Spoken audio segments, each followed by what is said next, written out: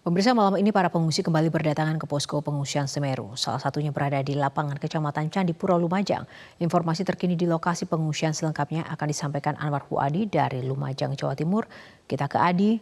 Adi, apakah logistik makanan maupun perlengkapan di lokasi Anda berada saat ini cukup memadai? Ya, Yohana, saat ini saya berada di lapangan Candipuro, yang mana di sini ada 7 tenda yang disiapkan oleh relawan kaki Gunung Semeru untuk menampung para pengungsi terdampak erupsi Semeru. Dan saat ini berdasarkan pengamatan kami yang sudah terisi ada sekitar 5 tenda. Berdasarkan informasi dari posko relawan untuk pengungsi yang saat ini menetap dan juga bermalam di lapangan Candipuro ini jumlahnya sekitar 250-an orang dan mereka berasal dari 6 dusun di wilayah Kecamatan Candipuro yang juga sebagian terdampak oleh erupsi Semeru. Di antaranya adalah dari Dusun Kamar Kajang, lalu kemudian Kebun Agung, Kampung Renteng, Kebun Delu Utara, dan juga Kampung Deli Selatan, dan juga dari Kajar Kuning. Ada juga memang yang pengungsi ini trauma begitu dengan letusan Semeru tahun 2021 sehingga mereka merasa aman jika bermalam di pos pengungsian ini. Sedangkan pada siang hari ada juga di antara mereka yang kembali begitu ya ke rumah ataupun juga yang melakukan aktivitas seperti beternak dan juga di lahan pertanian mereka. Namun tadi kami sempat menanyakan kepada relawan, mereka akan lebih ketat lagi. Mereka yang berada di area terdampak atau area berbahaya ini tidak diperkenankan untuk kembali dan harus tetap berada di pengungsian.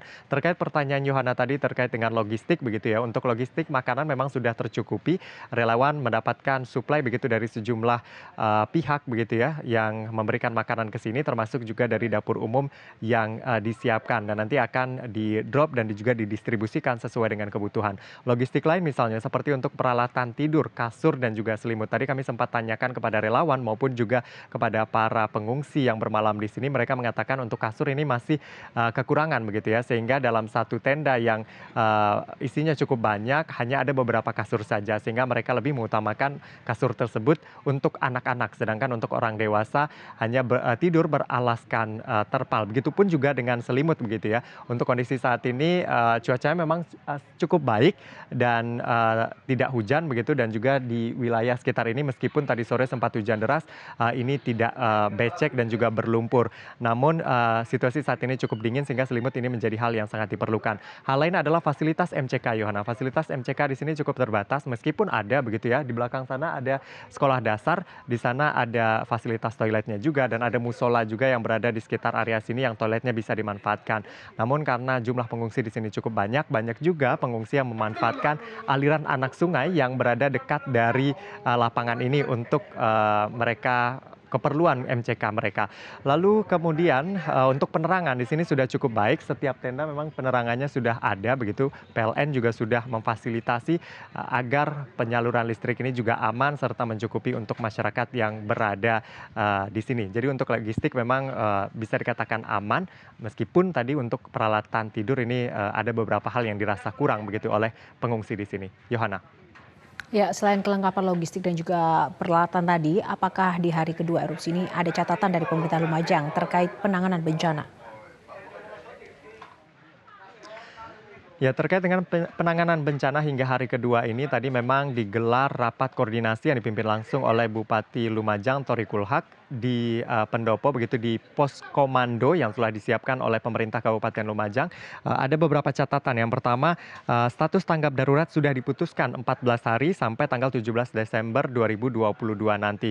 Dan untuk kebutuhan logistik sampai 14 hari tanggap bencana ini sudah dirasa mencukupi oleh pemerintah Kabupaten Lumajang. Lalu hal lain adalah masyarakat di zona merah ini diberi peringatan agar tidak masuk zona tersebut, agar tidak beraktivitas di sana. Karena memang sebagian masyarakat meskipun mereka sudah direlokasi ke hunian tetap yang sudah disiapkan sejak tahun 2021, tapi ada aktivitas misalnya aktivitas pertanian atau melihat hewan ternak mereka yang juga masih berlangsung di sana. Sehingga ini harus benar-benar dipastikan tidak ada warga yang beraktivitas di sana mengingat status atau levelnya saat ini masih di level 4 atau level awas.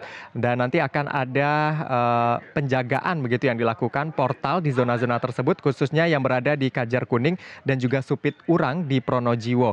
Dan di daerah aliran lahar, karena tadi sempat hujan juga dan ada aktivitas APG, begitu area aliran lahar ini juga harus steril dari aktivitas masyarakat. Inilah yang kemudian nanti akan dilakukan pengamanan di daerah-daerah tersebut.